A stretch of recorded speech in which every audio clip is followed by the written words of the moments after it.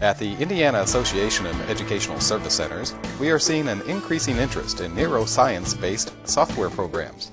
To help us sort through the value of programs that help develop the brain, we are fortunate to have with us Dr. Patricia Wolfe, author of Brain Matters and international expert on the application of neuroscience to teaching and learning. I think it's Mary Catherine Bateson who has said, educating kids today is like educating someone to live on a planet you've never seen. And if you think about it, if you look back in your own experience, especially if I look back on mine, no one in any of my high school or college classes taught me how to get spam off a computer because we didn't have them. We didn't even have television. All right, now try and jump ahead 10, 15, 20 years to where students are going to be.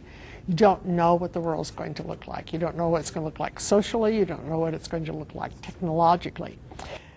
Therefore, teaching them lots of factoids, lots of information, probably isn't going to work, because if you think about it, by the time you write a textbook, say in biology or any of the science fields, for example, by the time it's written, published, adopted by a school district and gets into the hands of the teachers, we know that much of the information has been superseded by new information. Kids can probably get much more updated information off the internet. However, when you talk about the internet, there's a ton of information on the internet that's not even correct.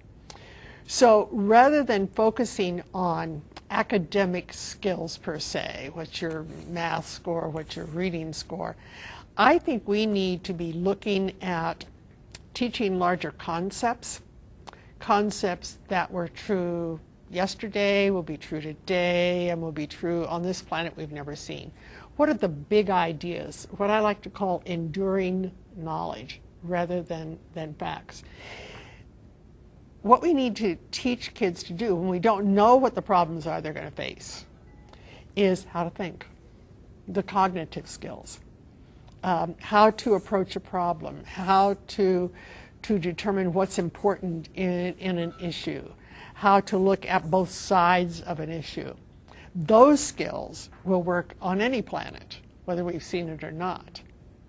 So I think that education is very slow to change, very slow to change. And what you see are people who say, well, I went to school and this worked for me.